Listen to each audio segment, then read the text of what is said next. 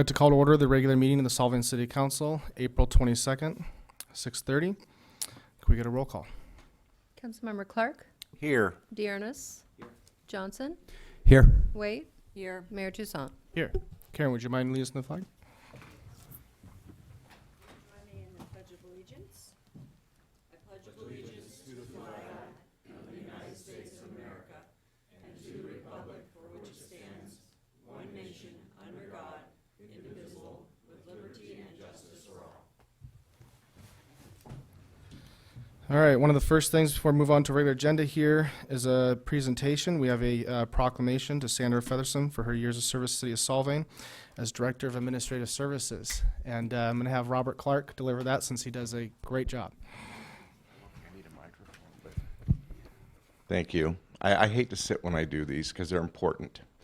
In recognition and appreciation of Sandra Featherson, whereas the City of Solvang has benefited from the talent, commitment, and dedication Sandra Featherson has displayed during her term as Director of Administrative Services and wishes to recognize her contributions, and whereas Sandra brought a higher level of professionalism to the human resources operation of the city and improved the finance operations of the city through improvement of internal controls and implementation of an investment strategy, and whereas Sandra continued the excellence of the accounting department by being awarded the Certificate of Achievement for Excellence in Financial Reporting by the Government Finance Office Association of the United States every year during her tenure.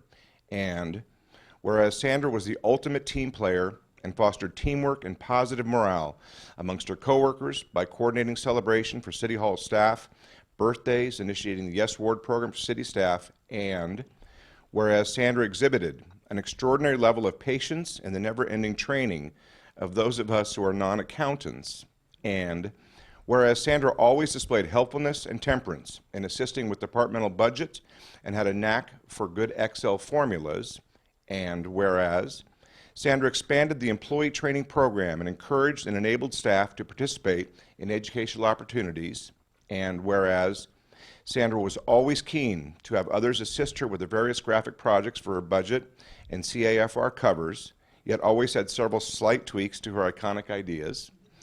And whereas Sandra was instrumental in helping the Parks and Recreation Department acquire and utilize online registration software, and whereas Sandra will be missed greatly by her staff and coworkers, not only for her positive attitude, smile, and willingness to jump in and help, but also for her knowledge of Tyler and Civic Plus.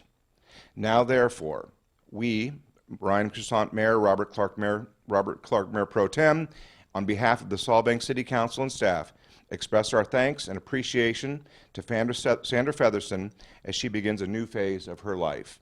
Thank you. Congratulations.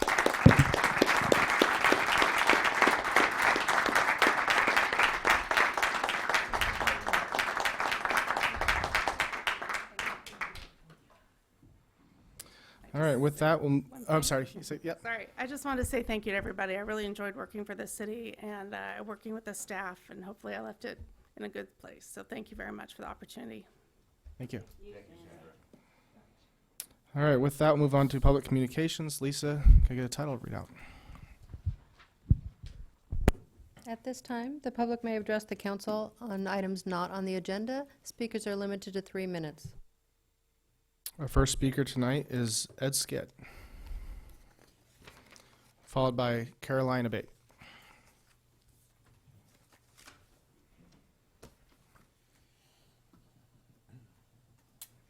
Thank you, Mayor Toussaint and City Council. And I want to say hello to the new city manager. I was out of town at the last meeting. And anyway, we'll go on from there. I have 3 items that I wanted to mention. First is that approximately 3 to 4 weeks ago, the city brought down people from California Code Check to have a meeting in regards to the planning and people going through with Plan Check. It was, from what I understand, primarily an invitation meeting open to the public. From what I understand, there were people who were not really informed of the meeting, particularly members of the Planning Commission did not know of this meeting. And I think that is poor head work on, I don't know who organized the meeting. I don't know if it came from the planning department or was by direction of the temporary city manager, but to me, that was poor head work, particularly for an administration that ran on the openness and transparency of government. Which brings me to the second item, is item number 6 on the regular agenda, council comments and request. Having the council comments and request at the very end of the agenda is also disingenuous and not in the manner of openness and transparency. There are a number of people who want to hear what's going on, what's on the minds of the city council, and having them to have to sit through the entire agenda, I think, is an abomination. Last item is that currently 3 of you members have 18 months and a few weeks before the next general election. And so far, a lot of people are saying the city council hasn't done a whole heck of a lot to be proactive for the city of Solvang. One of the major projects is coming up with the expansion and or revision of the wastewater treatment plant. I know Mr. Vidro left in January. We had a 4-month stint with a temporary city manager, but somewhere along the line, some work should have been done on that, and the city council should have brought that forward to the citizens of Solvang to show what was going on. That is the major, one of the major complaints that I see, and I think a number of people in the community are seeing the same thing. So please get your act together, or 3 of you may not be here after the next election. Thank you. Thank you, Ed. And Ed, just really quick, just to address some of those things, I do share some of your same concerns. And one of the things that we had going on was we had an interim city manager. And each different city manager that we bring in here is going to have a different style and a different way of learning with this council. So some of the reorganization you're seeing here, this isn't coming from the council. This is coming from the city manager that we had at that point in time. That person comes from where, however they ran their agendas there. So with that, we will now be reshaping, going through another process with our new city manager, trying to get everything on board. And these things do take time, and I fully understand the frustration, but it will take time for this new council to go through the hiring process. Now we've done that. We have a new city manager here, and now he will need time to digest, drink from the fire hose, and eventually start moving things down the right path. So these things do take time. I do understand your concerns. However, I think in the coming months, you will start seeing some changes. All right, with that, we'll move on to the next speaker, Carolina Bate.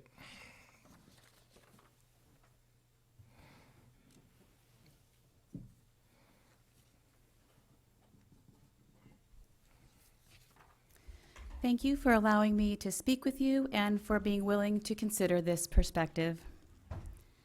Regardless of whether you support President Trump, with the Mueller-Russia investigation completed, everyone should be very worried about how power and authority were abused for political advantage against an opponent.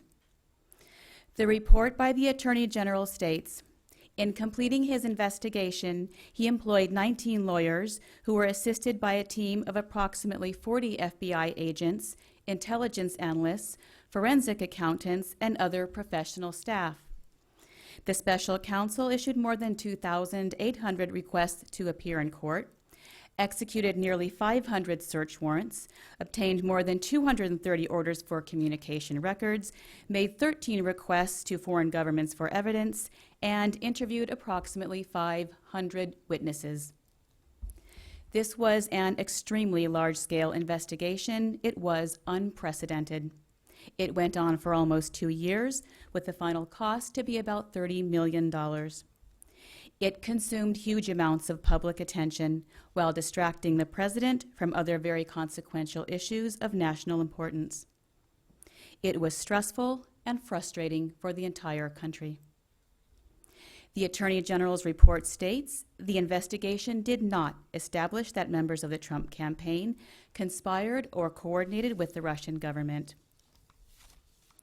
And in addition to no evidence of any plan with Russia, the Attorney General's report also says the special counsel did not find that the Trump campaign or anyone associated with it conspired or coordinated with the Russian government in these efforts, despite multiple offers from Russian-affiliated individuals to assist the Trump campaign.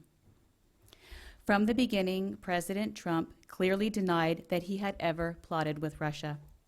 And yet, for almost 2 years, he was harassed by a wrongful investigation based on false evidence created by political opponents and believed by congressional Democrats and even some Republicans, who rushed to judgment and failed in their leadership duty to voters.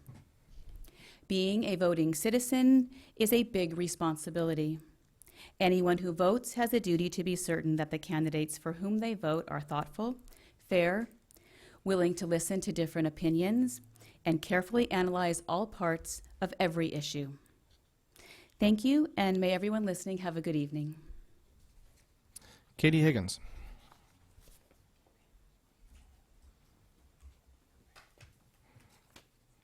Followed by Tracy Farhad. Hi there, I'm Katie Higgins. I'm with United Way of Santa Barbara County, and I wanted to share our thanks and express our gratitude to the City of Solvang for your generous $3,000 grant for the last summer to support United Way of Santa Barbara County's Fun in the Sun Summer Learning Program. The City of Solvang's support for our Santa Ynez site ensured that 48 lower income and academically at-risk Santa Ynez and Solvang students developed greater achievement in academics, positive self-identity and self-control, as well as positive perceptions of family and community ties. About 1/3 of our Santa Ynez site students attend Solvang Elementary School. Instead of losing valuable reading skills over the summer due to summer learning loss, 100% of our participants maintained or gained in reading comprehension, phonics, and vocabulary skills. One of our Santa Ynez site families was forever changed after Fun in the Sun. Student Emiliano had always had a hard time learning and making friends. That changed when he attended Fun in the Sun, thanks to the individualized academic support he received and the positive friendships he developed. Through Fun in the Sun, he learned how to interact with other children and was able to catch up academically. Recently, he brought home a report card with straight A's for the first time ever and now has plans to become an engineer. Thank you so much for your support of Fun in the Sun and dozens of other students like Emiliano. We are looking forward to working with even more Solvang families through an expanded program at Solvang Elementary School this summer. So I hope to be back soon and tell you more about that. Thank you. Thank you. Tracy Farhad. Good evening, Mayor, City Council members, member of the audience. Tracy Farhad, Executive Director of the Solvang Conference and Visitors Bureau, with a tourism update for you tonight. First, I wanted to invite you to our regular Board of Directors meeting. It's normally the fourth Thursday every month right here in City Hall. It's going to take place tomorrow morning at 8:30 a.m., so feel free to join us. It's open to the public. I'm pleased to announce our next steps in attracting and servicing the film, TV, and commercial and new media productions to Solvang and the Santa Ynez Valley, and that is for greater destination exposure and revenue straight into our city. So after receiving endorsement from your former city manager, the CVB petitioned to be a member and part of the Association of Film Commissioners International to become an official film liaison office. So in conjunction with your office here at the city, I'd like you to meet Film Solvang's liaison, Mr. Daniel Lair. Hi, thanks. I just want to say I'm looking forward to continuing working with the city departments and staff to ensure successful and primarily safe productions, including with permitting, location scouting, hotels, vendors.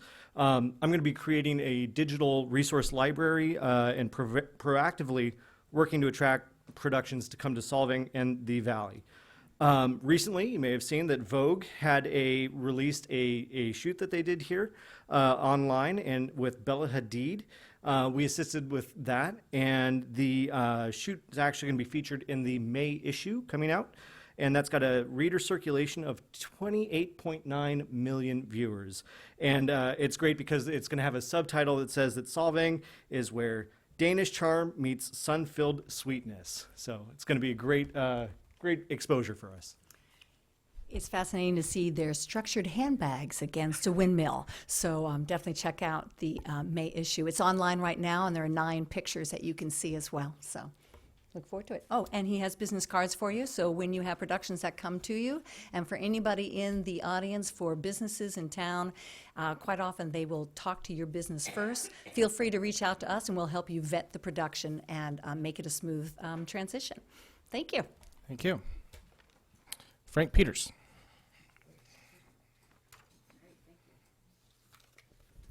Here, members of the City Council, my name is Frank Peters. I'm with the Santa Barbara Bicycle Coalition, and it's that time again.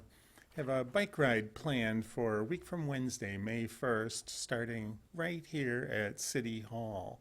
And can I draw your attention to this cute little piece on the back of the green page, maybe? You'll see, I just counted. There looks like there are about 24 people at last year's ride. Wow, are we gonna break that record? I have, as I'm standing here tonight, 129 people who have RSVP'd for this ride. This qualifies it as the biggest ride I've ever organized, but I can't take much credit for it myself. A young woman at the Dunn Middle School, she came to the website where you can RSVP, and she RSVP'd plus 81. She's bringing the entire school, all the students, all 9 teachers, and the principal. So hopefully some of you will come out and join us too. Look at, we're, besides the mayor, Mayor Sierra, Supervisor Hartman, Tribal Chief Kenneth Kahn joining too. So we got everybody involved. Hope you can all come out and join us. Thank you very much. Thank you. Esco Kenny. Good evening, Mayor, City Council, City Manager. Before, I'd like to distribute something to share some pictures with you.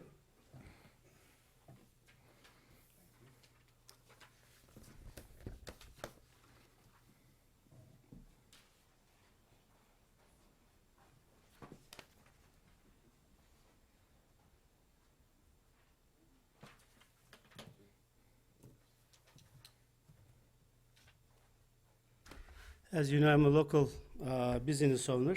I have 3 small gift shops in Solvang. I appear here a couple times. It seems like I am an unlawful troublemaker, insisting flying the U.S. flags. Please look at the first picture. This is a U.S. flag, Buntington U.S. flag flying above my door. According to City Code Officer and the Planning Department, this is illegal. And the 9 o'clock, my 82 years old landlord were invited to the city, and she was lectured, and she was told it is illegal, I should take it down. So I wonder, is it illegal, and what is the threat to the public? And I wonder if there is any city code, what is it? And as you see, it is just, a U.S. Flag, Buntington, over my door. And then there is a second picture on my private parking lot. I have a car, according to the city officer, is called unoperated vehicle. However, it is not, as you see, the updated until 2019 August. Even the city sheriff or police cannot issue the ticket. It is on my private property.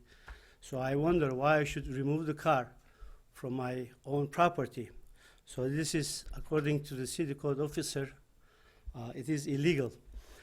It's interesting, I've been humiliated. Maybe I'm the wrong political side since I came here. But this is, ridiculous. City has nothing to do. 9 o'clock, inviting the 82 years old lady to the office and lecturing her about these things. I don't know what to do. Should I close my business or should I sell it if you want to buy it? Or I was planning to open another business. The clock tower has been empty for many years.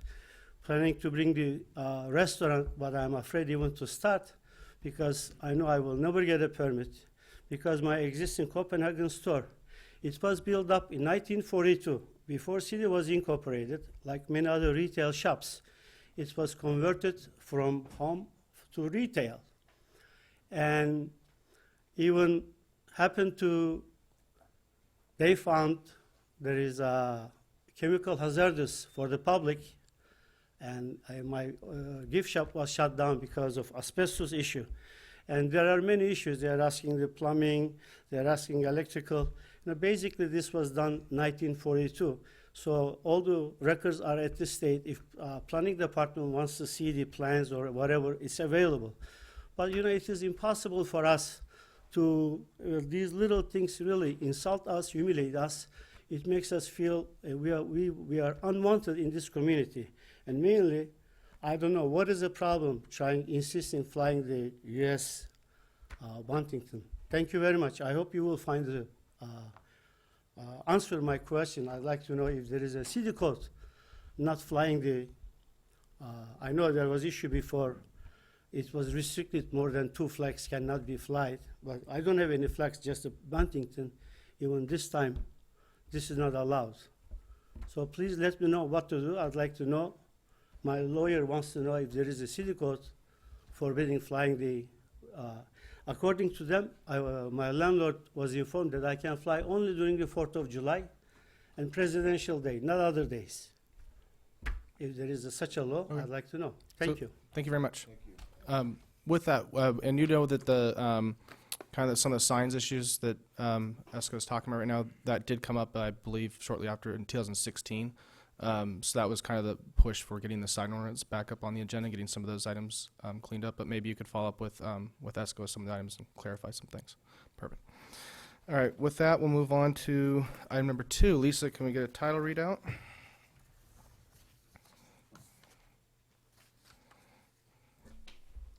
Well, that's City Manager Report and Advanced Calendar. I have no specific report, but a couple of quick Advanced Calendar items. Coming up on May 13th, we'll be having a discussion with the City Council about a sewer impact fee. We've been working with some members of the development community in efforts to determine an equitable and fair way through a nexus on fees for sewer impacts for new development. So I know that was an issue that I've heard the City Council speak about prior to my arrival. So we're starting down the path on that conversation. And there is also, it shows on there, a new special event, Urban Air. We're actually going to need to postpone that until May 28th. The applicant is not going to be available for the May 13th meeting. We were going to be prepared to talk about that on that date, but that'll get pushed to the 28th. And as of right now, I think that is it for those 2 meetings. On May 28th, we will be having the second round of the wastewater treatment plant upgrade conversations. Last Monday, we had a study session with City Council. I thought it was a very productive conversation and talking about options for the wastewater treatment plant upgrades. And so we'll be coming back with the second component of that, which will be looking at the financial options for the proposed upgrades. That's all for Advanced Calendar right now. While we're on the topic of the advanced calendar, one of the things I think would be really important to help make sure that this administration is on the same page and that you have the confidence in the goals that you're setting out throughout the departments would be to take advantage of the next meeting. I believe we have a performance review for our city attorney, but I think also if we did a goal setting / initial goal performance review for you coming on board, I would really like to take the time to take some of the goals that we had for our prior city manager and then realign those with this new council, because there's going to be things here that this new council won't like or whatever, but I just want to make sure if you're following his goals with the prior council and then we have this new council, that's going to set you up for a problem in your performance review. So I'd like to add that to the future calendar. Yeah, now I think I gave an update at the last meeting. We are looking at sometime in early June for a council goal setting session. Yes. So is that what you're referring to? These are different goals. So they're more probably more around the departments and goals and stuff like that for them. So what the prior activity with the prior council was, we take care of these goals in the performance review goal setting that's more focused on you as our city manager. Okay, so you'd like to have a conversation about goals for me and Right. delivery of goals for the departments ahead of the council's strategic goal setting session? Exactly. Yeah. Okay, we can get that on future calendar then. Okay, I'm a little confused, because this got thrown in with the review for our city attorney, and are you suggesting a review for our new city manager also? What I'm suggesting is an initial review. So like one of the things, when I even first came on in 2016 was when we had a performance review for our city manager, there is really nothing even to measure the performance with. So that's where last year at the old council, we updated the goals, and I do have these. I don't know if the rest of the council has even been shared these. This is where we get a lot of these things going on where you have, maybe Karen has it. You went through maybe one of them last year with Brad. I've been through it 2 or 3 times, but has anyone else here even seen these goals that I'm talking about? So I'm just trying to get everyone more focused on the same page, but I would also like to set up so that we have measure results that we would like to see from you, our new city manager, that we can basically say, okay, 3 months from now, do we feel like you're going down the right path? Because you don't want to end up out on a lake 6 months later where you have 3 people that want to get rid of you. So, that's where I want to just make sure that we get all that under. And if we are going to do a performance review on our city attorney, we could take advantage of the same night, also doing, these are separate items, but a performance and goal setting for you. So then it's goal setting for me, because, or are you guys trying to do an evaluation on my first 2 weeks? Not an evaluation on your first 2 weeks. Okay. It's setting up the goals so we have something to measure you for later on. Yeah, and that was fully the intent of the council retreat, where the council then sets the goals. But if you'd like to do some of that in closed session, and certainly give me some direction. The two tie and tie, but they're totally different things. I mean, I could hand this all over, but this is all closed session stuff that's right here from the prior council. So I'm just trying to communicate what it is that I'm looking for now. Okay. Okay, so goal setting to familiarize our new city manager with the prior goals that we had set for our prior city manager. Right. All right. But not a review of our new city manager. No. Just an informational discussion with our new city manager regarding the goals that we had previously set for. The prior. Okay. Thank you. Can I ask a question?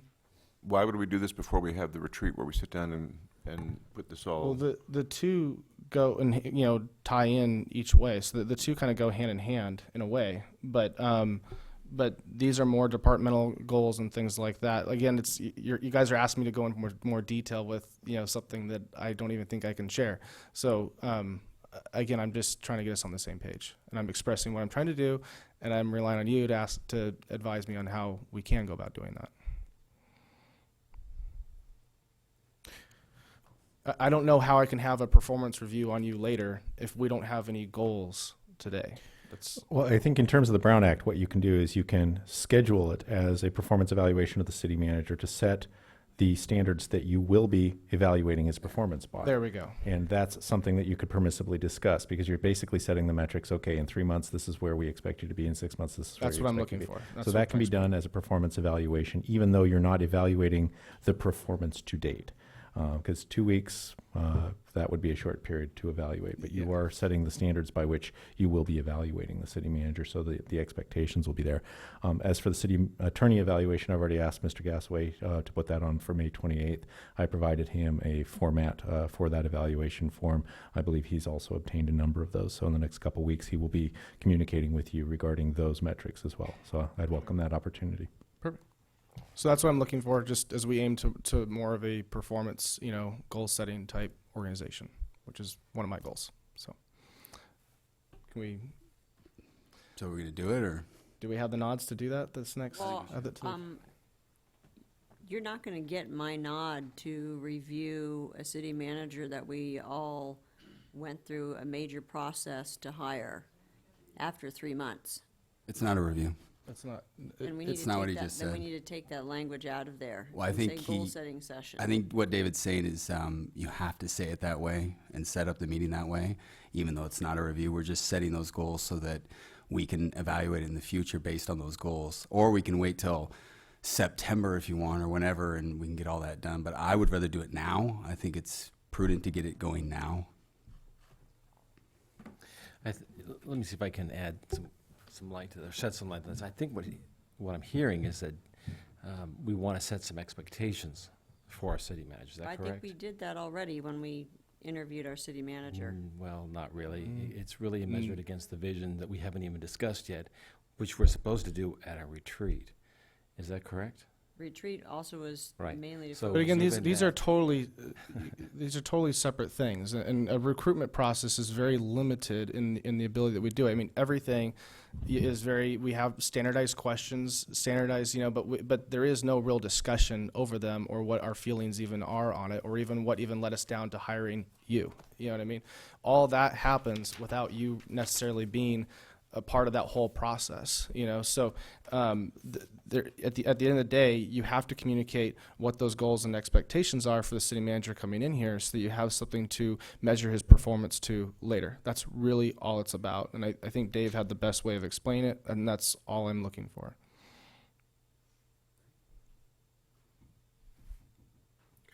Okay. All right. Let's see. The only other thing I had on it was, So I just want to make sure, was that 3 concurrence for a goal-setting session with the city manager? Yeah. And I'll I be just- the third I'll- knot. That's fine. I think we need to set some however expectations. Dave Yes. Yeah. frames, I So- mean, he yeah. had the. I'll work with the city manager and staff to get the correct description for what will be described as a performance evaluation for closed session purposes. It's permissible to set the standards that you will be evaluating his performance by, even though you're not evaluating his performance at the moment. Thank you, Dave. All right, so with that, the only other comment I'd have is I actually do very much agree with Ed Skit in a way of maybe having the council comments at the beginning of the meeting. It was before, I think Rick preferred them at the end. It's not a huge difference, but I think we could be more I would sensitive to people. disagree, and the reason being, number one, if Ed really wants to watch what we're talking about, he can watch them on video if he doesn't want to stick around. Okay. I mean, that's how I watch them too. Secondly, I actually like it at the end. I didn't expect to enjoy it as much, but it gives us a chance to really sit back and summarize everything that happened throughout the meeting. So from that standpoint, I prefer to have them at the end. I would agree. I'd rather have them at the end. I think it leaves it more open-ended for us to discuss things further on. And everyone can watch them. They're online. It's not that it's not transparent. I mean, if they really are interested, they can watch it. Or they can stay. Okay, then maybe we can leave that one as is. Let's see. Well, are we going to have input on that? I wasn't really seeing overall support. I mean, it's more. We're not looking to vote or anything. This is just general. So it's just simple. Yes, I support, or no, I don't. We can move on. Well, I prefer having them at the beginning of the meeting because I think that it adds a positive, transparent communication with the public, because sometimes there are just nice things that you want to discuss with the public, events that have happened, and not everyone watches us on live stream. So, and I understand why Rick put it at the end. Mm-hmm. Like I said, they're just management styles. It's just a matter of preference to me. So. David, I don't know if you have anything to weigh in on that. I've seen it done both ways. I don't have any particular opinion one way or the other. But as of right now, I think I've got 2 heads nodding no and 2 nods heading yes, and it wasn't really something that was agendized for conversation. So, Point.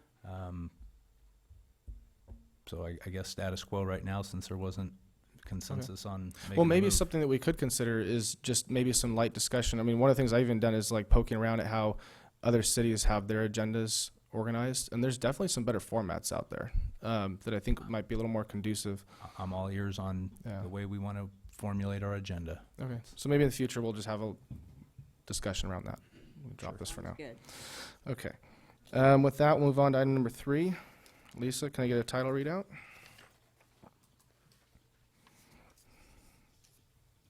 The consent agenda consists of administrative items voted on by one vote of the council. The public had the opportunity to speak during public communications. Okay. Would anyone like to pull any items from the consent agenda?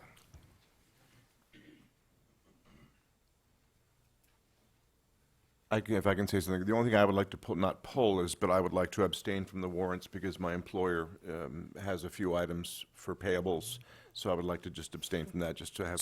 So when you vote on the warrants, I believe you can vote yes, and then just say that you are abstaining from the items from your Correct. employer. Okay. Would that be proper? Yes, and you don't have to abstain from the entire warrant register, just the ones applicable to your employer. Thank you. Anything? I'd like to follow suit on that in the sense that I don't have a problem with the warrants, except I'd like more detail on the payments to California Code Check. I thought that the person who was trying to get the permit paid for that. Why is the city paying for that? I'll pull that then. Okay, so we got the warrants being pulled. Do I have a motion accepting the rest of the warrants? I make a motion to accept the warrants, except for letter or the warrant register. Hold the warrant register. We have a second?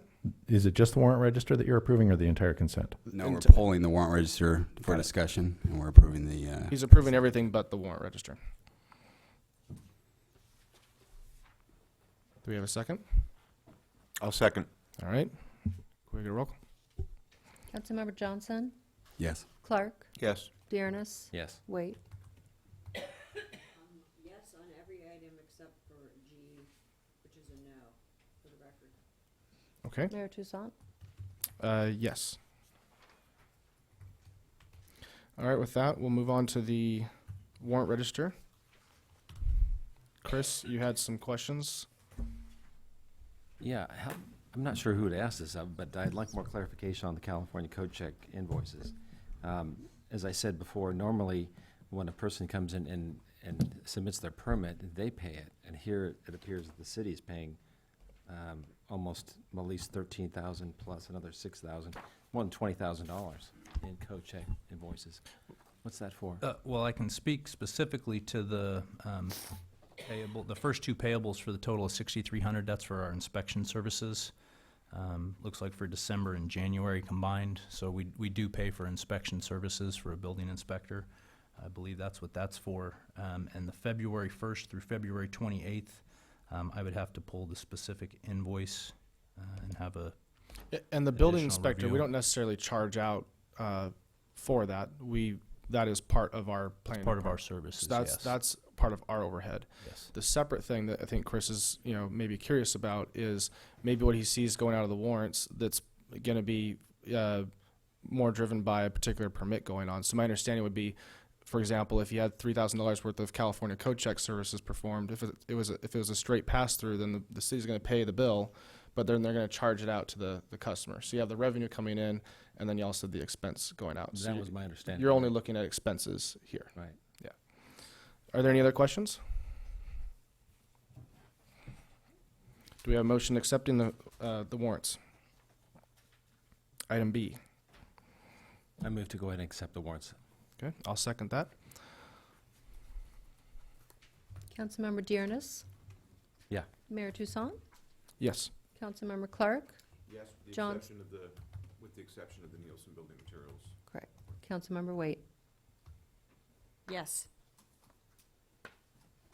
Okay. With that, we'll move on to the regular agenda. Item 4. Lisa, can I get a title readout? Item 4, a letter of public convenience or necessity to alcoholic beverage control for the Tipsy Canvas. The Tipsy Canvas, yes. Good evening, Mayor and City Council members. It's Holly Owen, Planning Director. We are here tonight to consider recommendation to authorize a letter of public convenience or necessity for a new business. It is indeed called the Tipsy Canvas. It's located at 485 Alisal Road, which for some of you who know Frederick's Court and the former Kabuki restaurant space, that's where they are going into at this point. Sorry, which one? The Frederick's Court, the Kabuki restaurant. Yes, that's for those of us who've been around for a little while. The background on this process, on this approval process, is that the ABC oversees the issuance of licenses for sale of all alcoholic beverages in the state. The way that they are issued for Type 42s is that the ABC is required to deny an application for a license to sell alcoholic beverages and in a census tract where there is considered an undue concentration of those licenses already, unless the local governing body, such as yourselves, determines that a public convenience or necessity is served by that business opening up. There are many types of licenses that are issued by the ABC. In certain cities, bringing it forth to a governing body would serve as a brake on uses that are not necessarily desirable to that city. But in our case, we've not deemed it necessary to restrict licenses. We are a wine tourism destination, among other things, and so we have encouraged it as part of our economic development strategy to approve them when they come to us. The applicant is here tonight. He is available to answer any questions about the particular business model. We currently have 6 Type 42 establishments. It's in your packet. There's a list of them. That concludes my staff report, and I'm available to answer any questions, and the applicant is also. Thank you. So Holly, normally you wouldn't bring these applications forward to the city council? Or Well, they are required as part of ABC's process. to bring it before the city Yes. council? Yes, it is. Okay, just because this is the first one I've heard. Yeah, they don't happen too often, but I brought a couple of them in the last couple of years to us. And I think this would be an example, like it was written in the staff report that by policy dictated by the council in 2010, that we have to bring these things forward. Well, I think that is also a requirement by ABC that a governing Okay. body evaluates this and then approves it, because we are over what is considered the approved concentration. Got it. In our census tract. So we can't administratively decide that we don't, okay. Not in this Just particular trying to clarify. case, for It this seemed to particular say that in the license. staff report, so it's kind of confusing me. Are there any other questions of the staff report? Okay. Do you have any questions of the applicant? He's here tonight. I figured during the public portion, maybe the applicant might want to speak for a little bit, and then. Thank you. Okay. Holly. Do we have anyone that wishes to speak on this item? How about the applicant?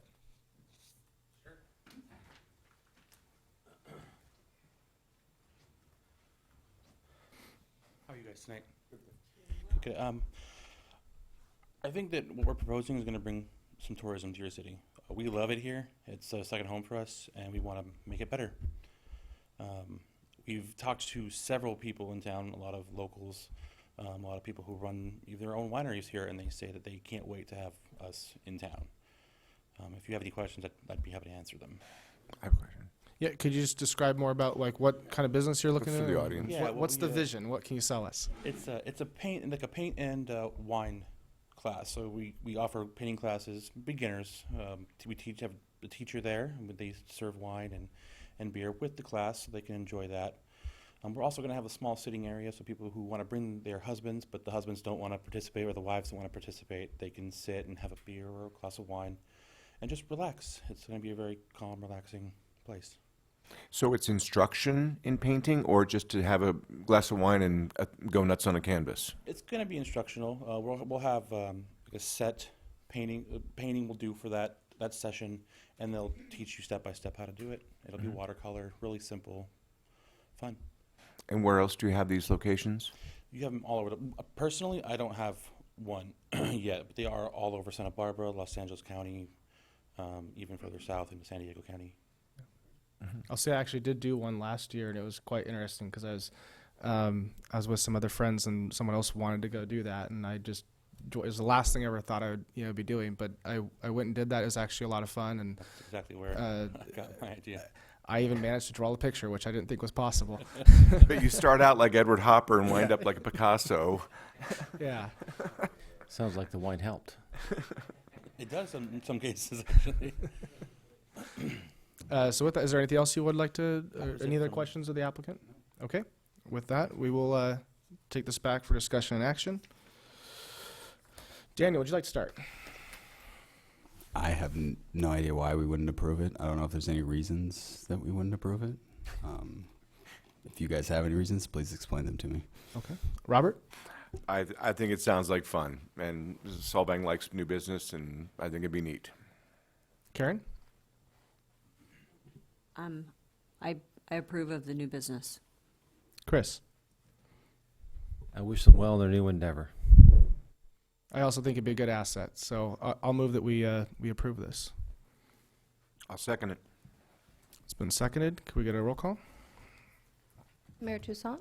Yes. Councilmember Clark? Yes. Dearness? Yes. Johnson? Yes. Wait. Yes.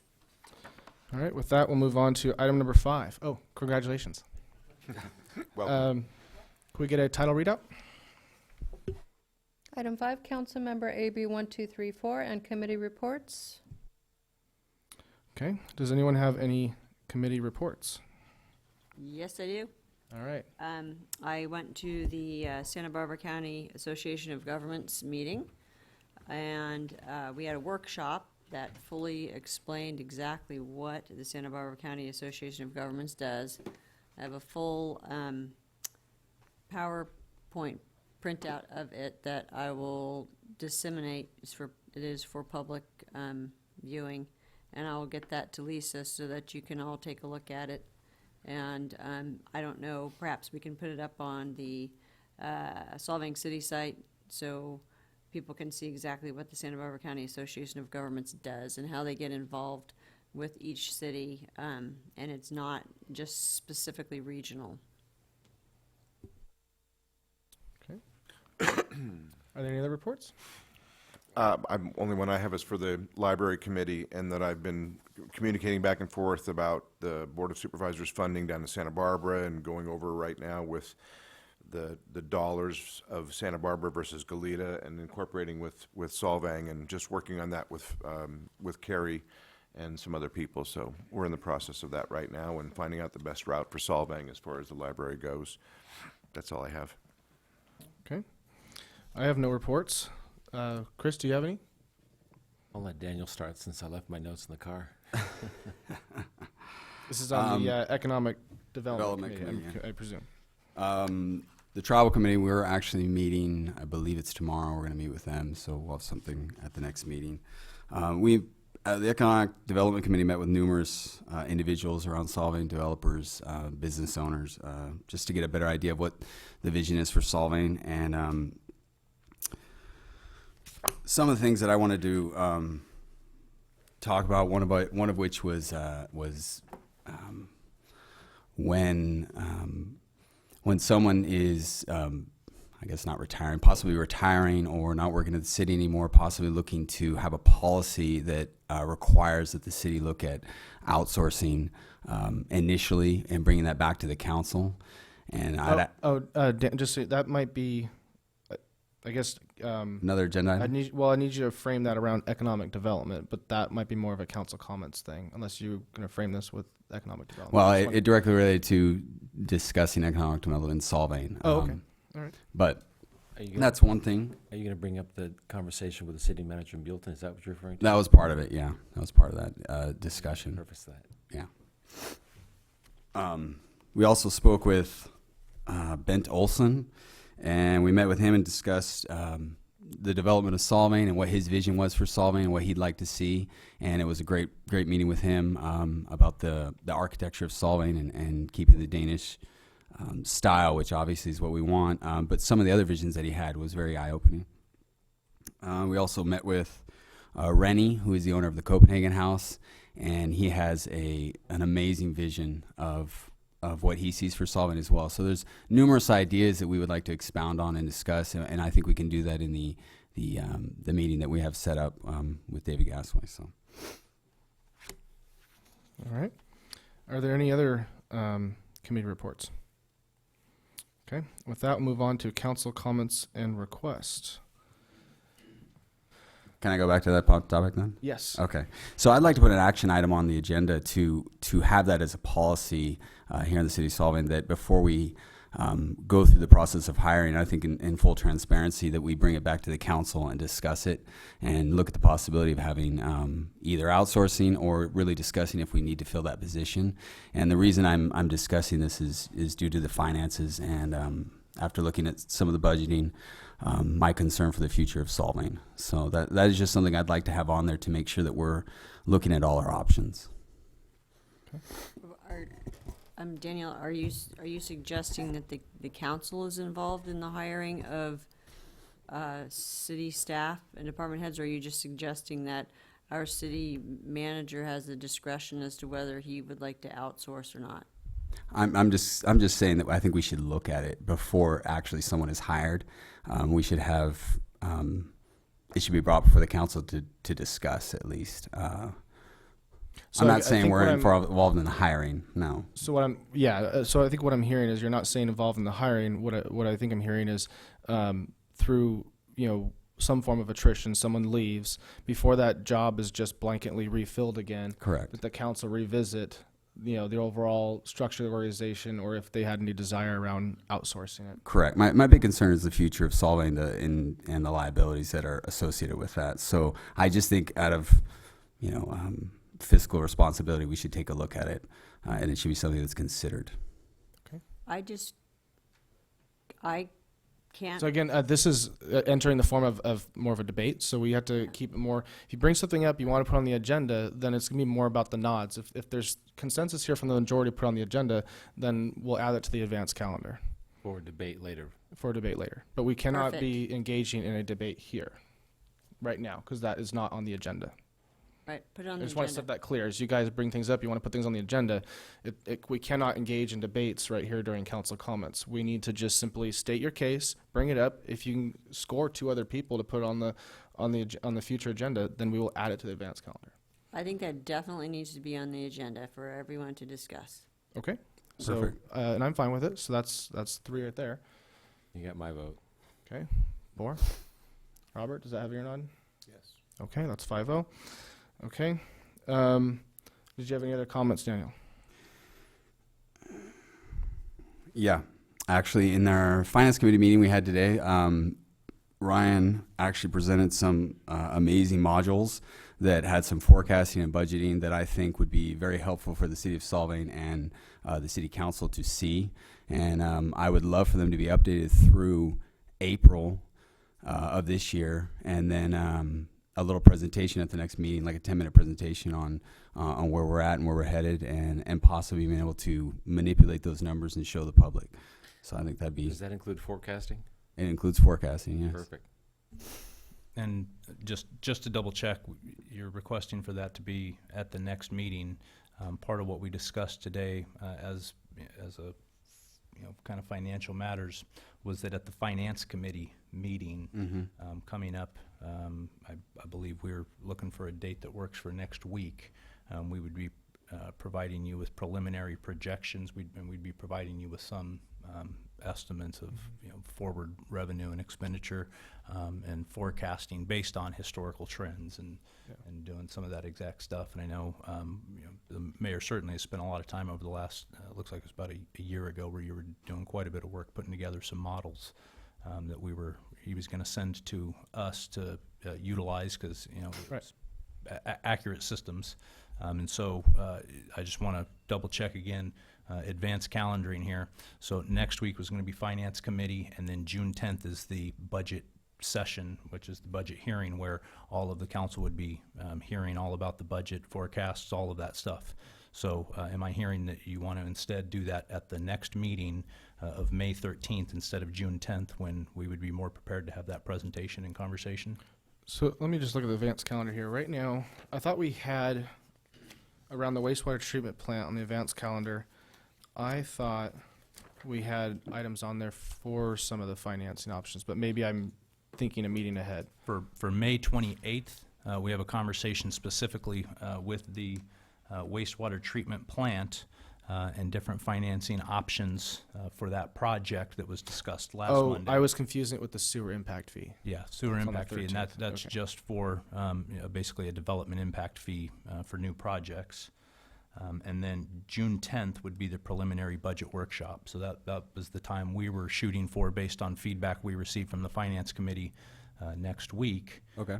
That would be the hearing where we're looking to have these broader conversations on budget. Would there be any way to use the wastewater treatment plant he had projections in there specifically for the wastewater treatment plant. Maybe we could just have that used so that they could see a projection using that with your financing options. Definitely the different modeling for options for financing wastewater treatment plant. Yes. All right. And then the rest of it we can do on the June 10th. The way we've sort of the way I've tried to set up this advanced agenda here is so that we're having the conversation about this big project, so that you guys are aware of all of the project options ahead of you, aware of all of the financial options as it relates to that project, and generally what the cost of that project will look like. Then going into the budget, now you're aware of effectively the biggest project that we know about at this point in time, and likely to face the city in quite some time ahead of that budget meeting, so that then when you're at the budget, then you'll have all of the discretionary items under that budget conversation. And one of the things that we're really looking to do with the budget this year, again, I'm brand new, administrative services director's brand new, so we're just still trying to figure out as much as possible the lay of the land. I think we're moving along pretty quick in doing that. And so by that June timeframe, what we would be presenting to you would basically be the carryover costs, or the fixed costs of running the city. So, how much does it cost to operate City Hall? How much does it cost to operate some of the just standard fixed cost programs, such as personnel? And then everything beyond those costs, and we're happy to talk about those costs as well, but everything beyond those costs then would be what I call discretionary items, and that's where then certainly in most cities the list of discretionary spending items far out exceeds the amount of available funding, and that would then be the council's opportunity, in partnership with this strategic goal setting, to start identifying the goals that this council wants to set and wants to see the city proceed with, then funding them through the budget process, and then developing the metrics by which, at a routine basis, we can be checking in with the council to show how the priorities you've set, the budget that you've given those priorities, how we're then advancing that agenda for this city council. And so that's sort of a strategic vision of how this can all come together. I'm hearing that maybe there's some desire to speed that up a little bit. And I think, just if I can weigh in my little input on, I think we're on the same page there. But I think what Daniel was asking for was something a little bit quicker, to maybe, as we are on the finance committee working closely with you to try to get the budgets the most on page for what we feel might be acceptable by this council by budget time. Maybe if we gave a short presentation of some of these, if we just simply updated some of those models and gave a short presentation to the city council on the water and wastewater, the current status and the forecast of it, as well as the general fund, it could be a very good item for public transparency, as well as getting the council on board and getting them educated, and then feeling out the council for what kinds of focuses they will have politically. You can obviously we have two totally different councils here. You could have a council that wants to sit here and find ways to use water and wastewater rates as a tax vehicle to bring income into the city, and or you can go down that path, and that's going to be higher rates, or you can have ones that are going to go down more finding other ways to smoothen out the rate increases, or are they open to a gift from the general fund, for example, into helping facilitate some of these big infrastructure costs? Some councils will be open to that, some won't, but that session might bring a little bit of clarity to that. Yeah, I'm just trying to bring a little bit of it forward. I just think if you wait till June 10th, and you're talking 2 weeks till we actually are final budget adoption, at least a couple aspects of it forward. I'm not saying the whole budget, but I figure since we're talking about the wastewater treatment plant, that might be something we could bring forward and plug into those models. It would also help us to please Ed Skit, who seems to be very disgruntled with our lack of getting things done. So between those two things, that was my thinking. I got to ask, these models, they do forecasting, right? Right. Okay, they support forecasting. What about stress testing? So again, that'd be something that could be evaluated at the time, but we're on the that's why I wanted to bring council forward comments. So if there's support to do this, this goes to the heart of. Apparently, you guys did not have or didn't discuss a finance meeting that you must have had prior to our meeting. So I'm trying to flush this out a little bit. I'm going to assume that you guys discussed these models, which do forecasting, which is fantastic, because we haven't had any forecast for years, right? I mean, nothing that I could tell beyond maybe 1 year out. So if we can go 3, 5, and 10 years, that'd be great. And because we're all moving in, everybody believes, let me rephrase that, most economists, most CFOs, most hedge fund managers, most investors believe we're going into some kind of recessionary environment. We probably want to do some kind of stress testing because we don't know how deep or bad it's going to get or how long it's going to be. But we'd like to know how the city can stay viable through those kinds of periods, downturns. So I would quickly just say that once you have a forecast, it's very easy to build in stress testing type scenarios under any circumstances you'd like to build in. So As long as those models do both, that's great. That's what I'm asking.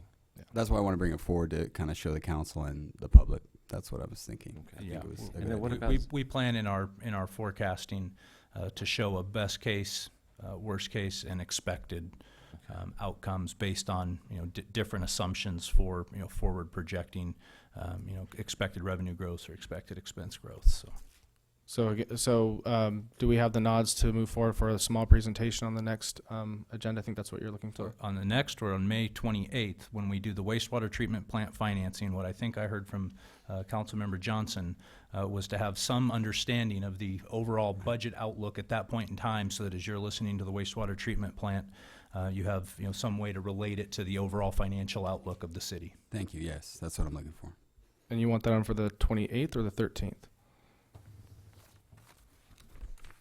I was saying the 28th because that's when we're going to be discussing the wastewater treatment enhanced, the alternatives. So got my nod. I don't have a problem with it. Am I missing something? I agree. That's 3 nods. Okay, so May 28th. The 27th is a holiday, so the meeting Yes, will be it's on actually on Tuesday, the Tuesday. 28th. Yes. Okay.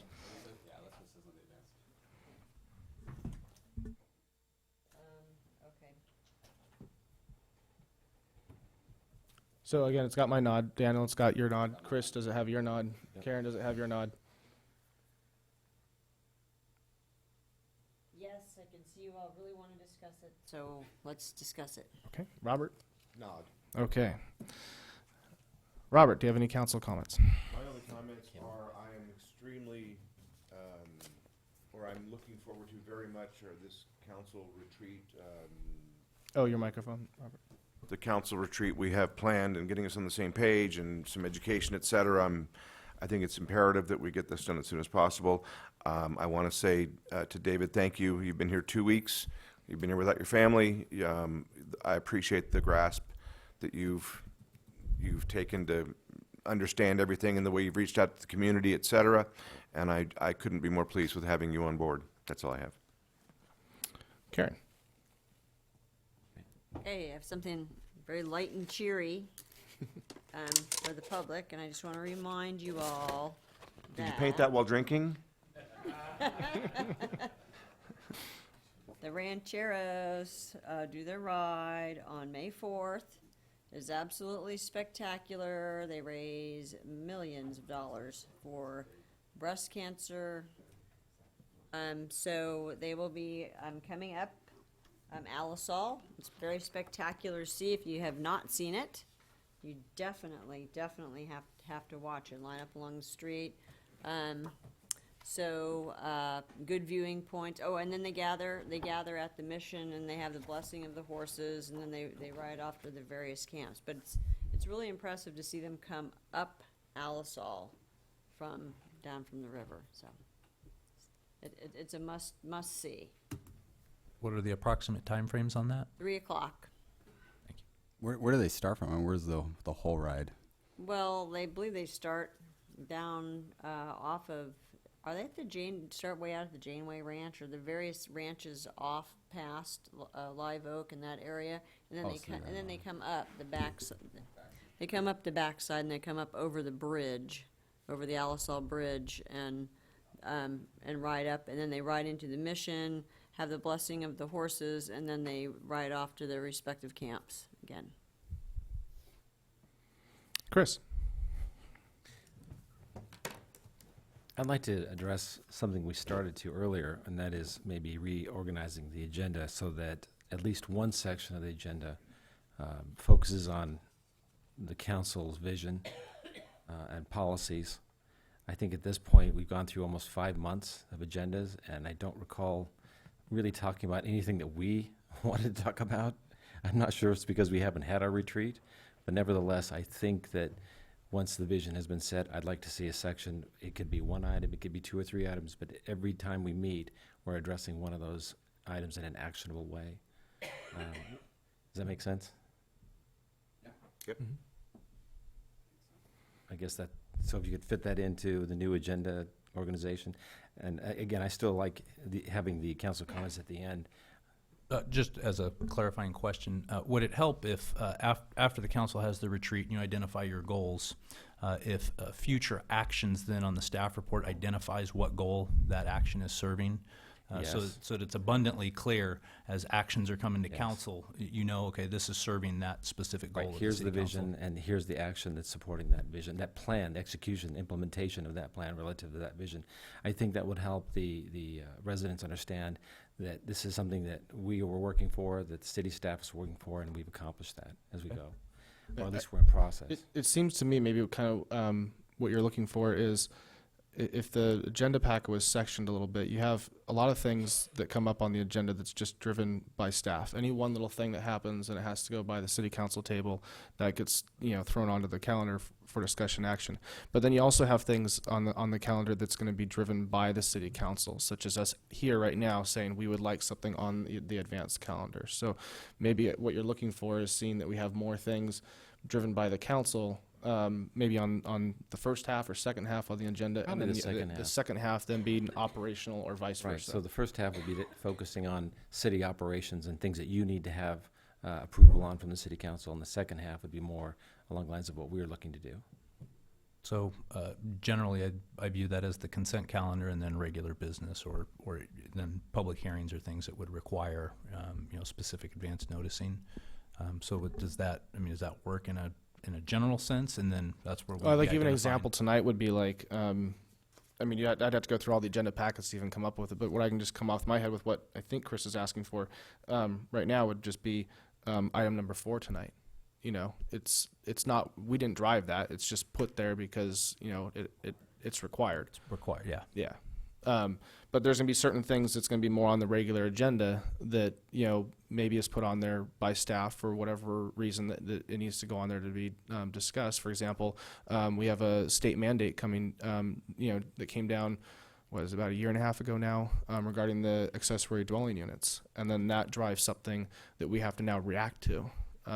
It's not us necessarily, the council, saying we want that on the advanced calendar. You know, it's something that's coming down. It was being pushed down by the state, and now we have to deal with it. So that would be maybe one half of the agenda. The other half would be more, you know, vision type items or whatever that the council's actually asking to get on the agenda. Or we're being more proactive I think instead of reactive. what it really comes down to is how are you allocating our time. You know what I mean? Because that way you're basically saying, every meeting, I'm going to make the council happy by at least putting a couple items on there that they would like to see, you know, discussion action on. Okay. I think we have the nods on that one, right? I think so. Another issue I wanted to bring up is the retreat. We keep talking about the retreat. Can we get a date certain on this retreat? Because I really want to do this.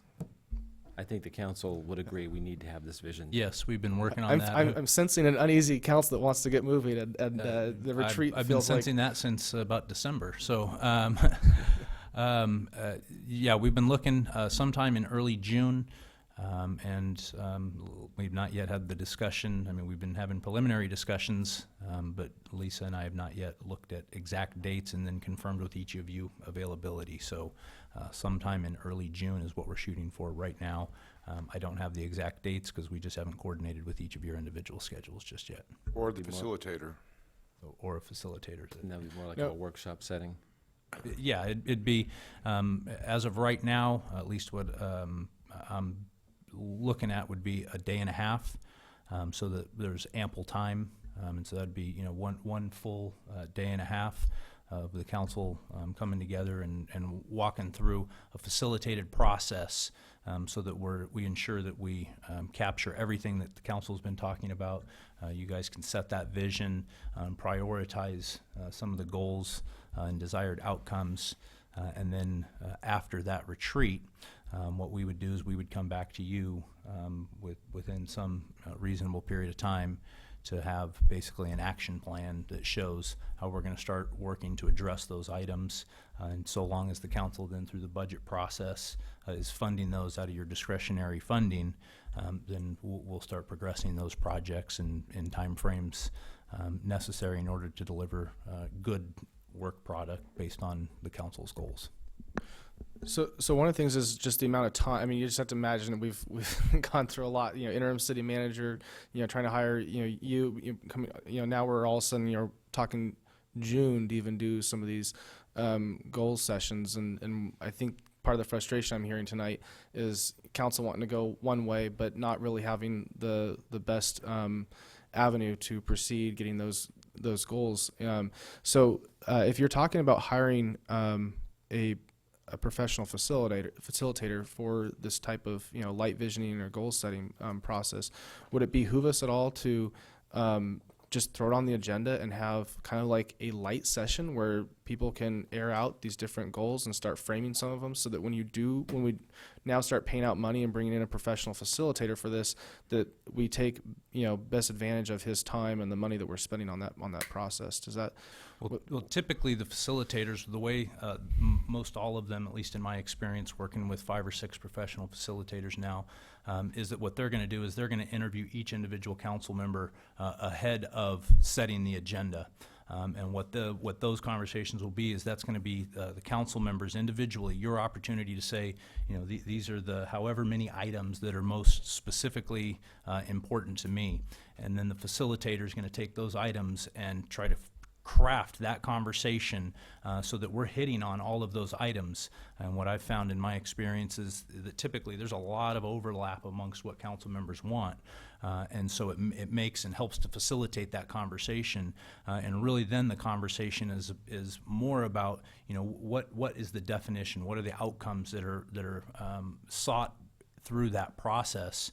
I imagine there will be some sort of, some component of the agenda which would just be big visioning, sort of coming up with what is Solvang 10 years or 20 years from now, whatever that time horizon is based on your desires, and talking with the facilitator ahead of that meeting, so that we get into that meeting and the pump's already primed, so to speak, so that we hit the ground running at that meeting, and we'll make that the very productive day and a half in terms of starting this council collectively having conversations about what it wants as a council for this city to start, working towards and what goals to achieve. It sounds to me like we should probably get this person moving in the month of May, so that by the time we get together in June, they have all that information ready to go. Yes, they would be, and I've reached out to 3 facilitators that I know. I've already gotten a proposal from one. One is on vacation until early May, so I'm doubting that they're going to be able to do it in the timeframes that we need, and I've not yet heard back from the third one. I'll keep poking. I've got pretty decent Rolodex of names to start going through. So perfect. So we're not going to go through an RFP on that. You're just going to pick somebody, and then we'll go through that process as soon as possible. Yeah, I'm informally bidding it to make sure that we're getting competitive pricing. Yeah. Okay.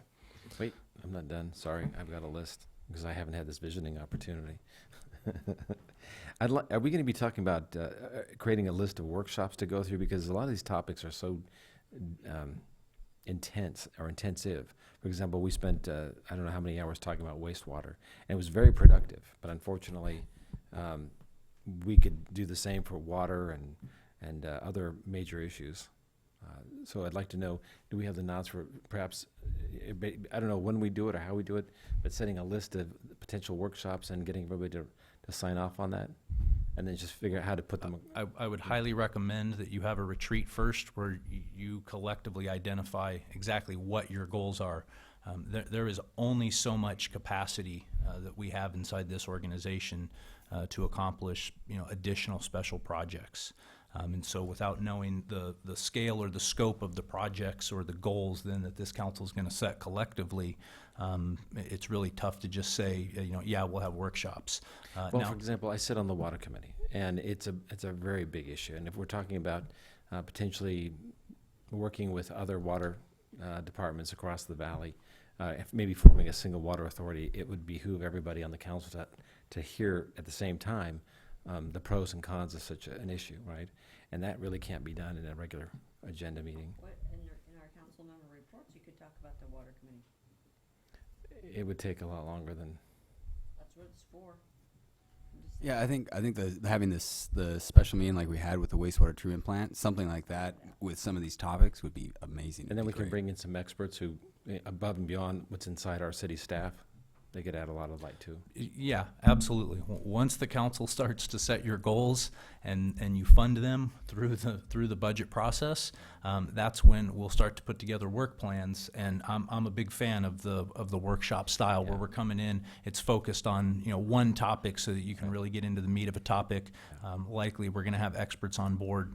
But again, it's all about how much financial capacity and staff capacity we have to run, the variety of projects that this council wants that, unfortunately you guys just haven't talked about yet. I hear you. And I just think the residents would also appreciate this. And then finally, I'd like to get the nods to revamp our city website. I'm so sorry. I mean, I know we're doing the best we can with the limited staff that we have, but there's got to be a better way to do it than That sounds like a fantastic conversation to have at strategic goal setting. I mean, Really? at the retreat, yes.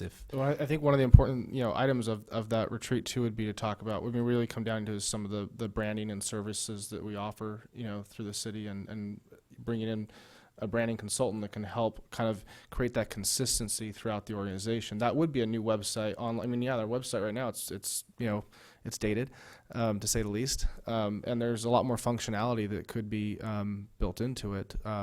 But if we have that conversation around the branding and everything, and then you move forward with hiring the right assets to revamp the website and install that branding throughout the organization, add in the functionality and the services to the website that we're looking for. We're talking like, you might have online plan check or, online type reporting systems for the financial. There's all kinds of things that could be functionality that could be added to the website. So that'd be a great topic to have during the visioning process. I didn't know that had to come under visioning. I thought that our staff could handle that, but that's fine with me. I just want to make sure that we do that ASAP.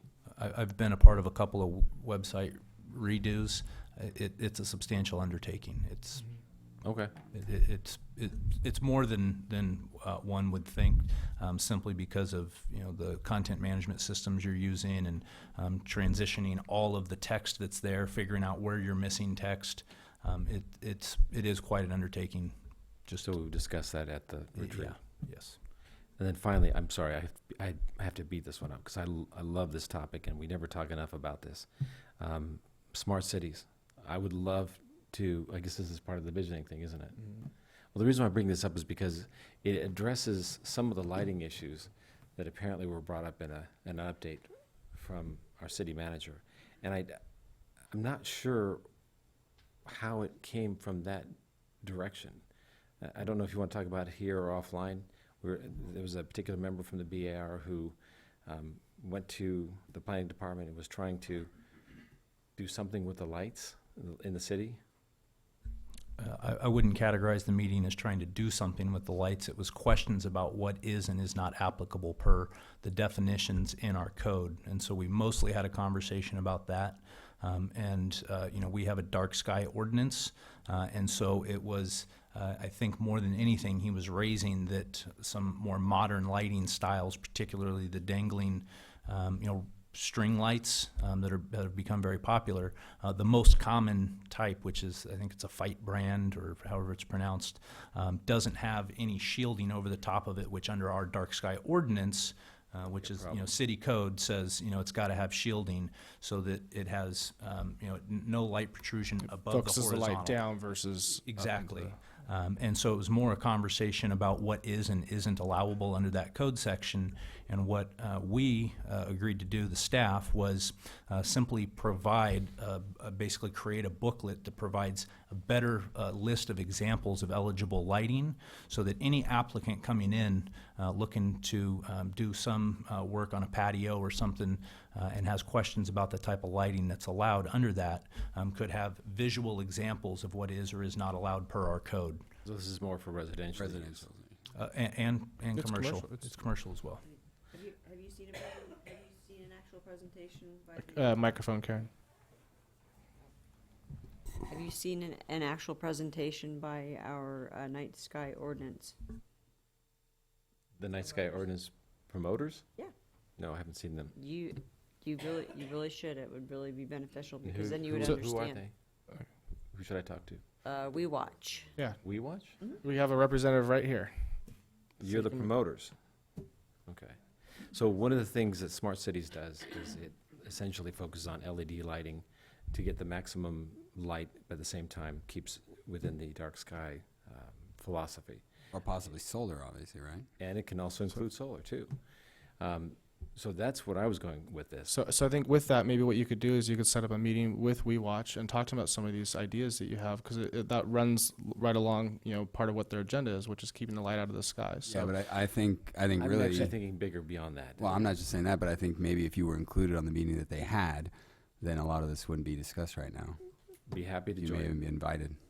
Happy to join them. But I'd like to see more on smart cities, both in terms of wireless communications and cameras, and all the things that they can do with smart cities.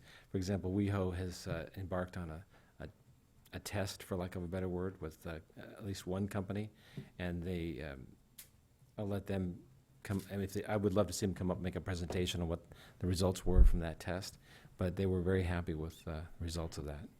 I think we should do the same. But I guess that comes under the visioning thing again. Yeah, I would love it if, when those meetings are happening, if someone on the city council could be notified. Even if we can't make it, I'd love to know that something like that kind of a meeting is going on so that we can participate and be informed.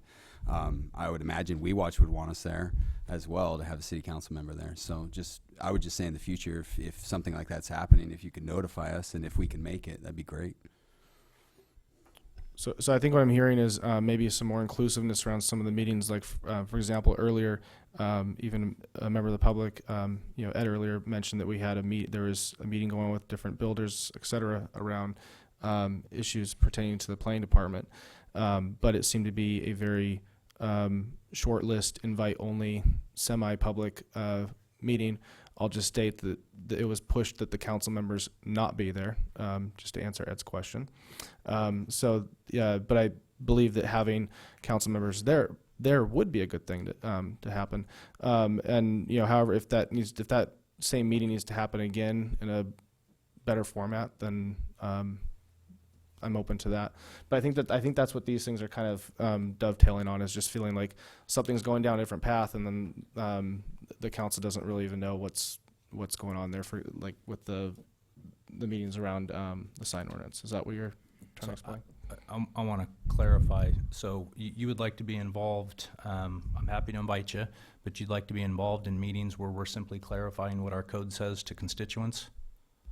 Well, I don't think the meeting that was around the building department, things like that, and how to better retweak that's a totally different Okay. Yeah, well, I was just animal there, but I'm not saying involved, but I'm saying if we knew about it, and say I was really interested in lights and smart cities and everything, and I wanted to come just learn, then I just don't see any problem with sending out a quick email saying, hey, we're gonna have this meeting if you're interested. That's what I'm saying. I'm not saying that we're gonna come to every single one, and no, we're not gonna explain the code unless we fully understand the code.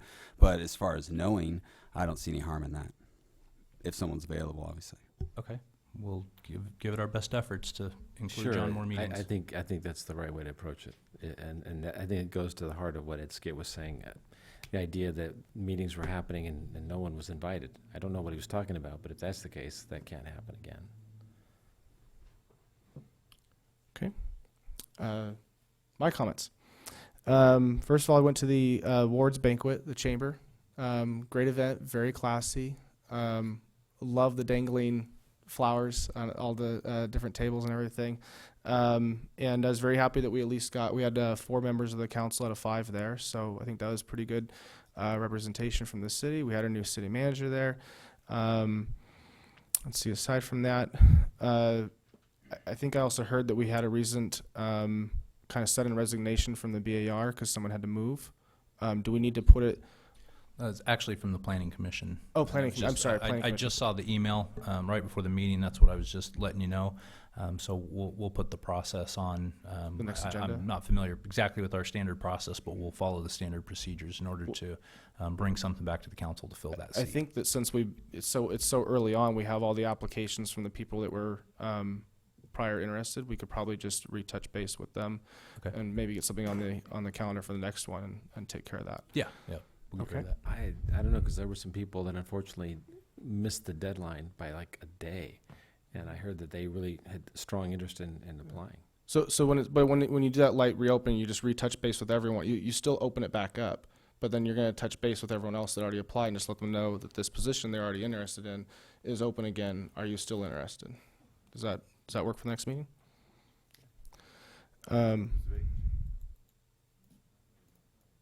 Ryan. Yeah, Ryan, is it Carr? Cuff. Cuff. I think? Cuff. Okay. Thank you. Let's see, what else do I have here? Oh, and the last item that I'd just like to ask to bring up on the is a discussion item around the last year we issued a CalPERS RFP, and then we got those responses this year. But the actual RFP seemed to kind of lose touch with what I believe the original motion was last year in driving how that RFP was tailored. So I think what I'd like to do is bring that item back up and revisit that RFP. Okay. Is there? Yeah. Okay. Okay. Yeah. All right. Let's see. With that, we enter into closed session. Dave, would you like to make the announcement? Thank you, Mr. Mayor. Pursuant to Government Code Section 54956.8, City Council meet in closed session regarding real property negotiations. The property in question is Assessor's Parcel Number 139-123-01, commonly known as 579 Alisal Road. Under negotiation of the price and terms of payment, the city negotiator will be the city manager. Thank you.